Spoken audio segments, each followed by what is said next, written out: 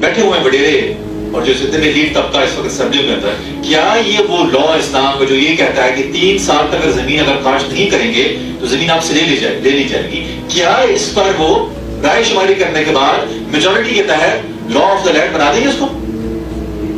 क्यों बनाएंगे भाई वो? क्या वो जीएसटी हटाकर अपने ऊपर खराज रोशन लगा देंगे? अपने जमीनों को डिस्ट्रीब्यूट करने के लिए अहकामात इस्लाम के नाफिज कर देंगे? कभी भी नहीं होगा। ये अपने कौम पर कुल्हाड़ी मारता। क्या इन मल्टीनेशनल कंपनीज को जिनको किकबैक्स देती हैं उनको कहेंगे चलें जी निकले भाई, ये ऑयल और ये गैस और इमारतियां जो हैं अवामी प्रॉपर्टी हैं, आप कौन होते हैं यहाँ पर आने वाले? ये नहीं होने वाला। क्यों?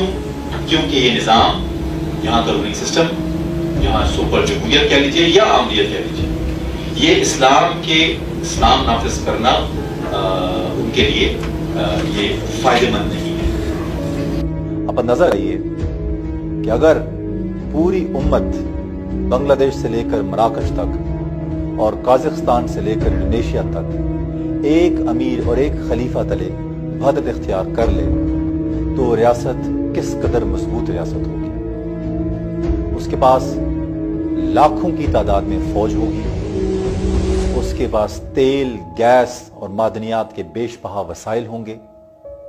और ऐसे में आप बताइए कि क्या नहर सुएज से अमेरिका के बहरी बेड़े गुजर सकेंगे? क्या खलीज फारस से तेल का कोई भी टैंकर खिलाफत की इजाजत के बगैर गुजर सकेगा? हरगिज नहीं।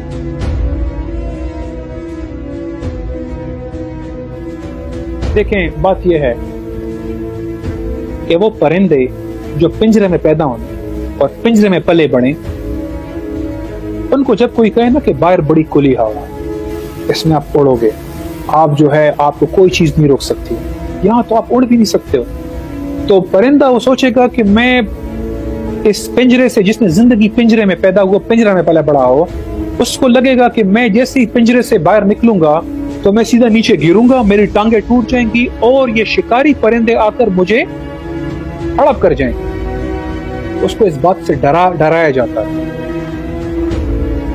उसे ये पागलपन लगता है, उसे लगता है कि ये इल्यूजन है, उसे लगता है कि ये इम्पॉसिबल है। हालांकि इस परिंदे की असल जगह ये खुली हवा है, ये पिंजरा नहीं।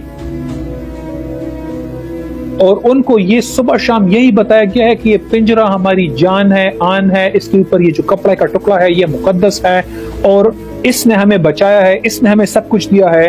हालांकि खुली हवा उसकी है। हमारे बाप दादा इन वीज़ और पासपोर्टों के चक्करों में जाते थे, के जरिए हज करते थे। ये एक बस सर्विस जो है बगदाद से जाके फलस्तीन, शाम और उधर आती थी, मदीना आया करती थी, शाम से मदीना तक ट्रेन सर्विस चला करती थी।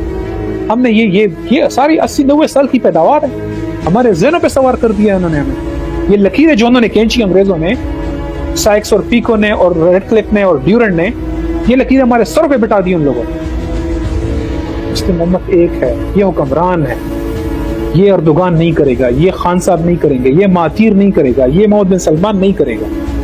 ये ऐसे लोगों को जेलों में डालेंगे जो ये बात करते हैं, और डाल रहे हैं, मैं आपको पहले से बता दूं, और डाल रहे हैं, वो ये नहीं बर्दाश्त करते। लेकिन अल्हम्दुलिल्लाह जिस तरह परिंदे की असल जगह वो है, इस उम्मत की असल जगह एक खुली हवा है, खिलाफत है। उसका मकाम ये चंद लकीरें प्रोटेक्ट करना नहीं है, उसको पूरी मुस्लिम दुनिया में से कुफर का गलबा खत्म करके कुफर तक इस्लाम लेके जाना है। ये हमारा एम है, अपना एम ठीक कर, अपना विजन हमें ठीक करना।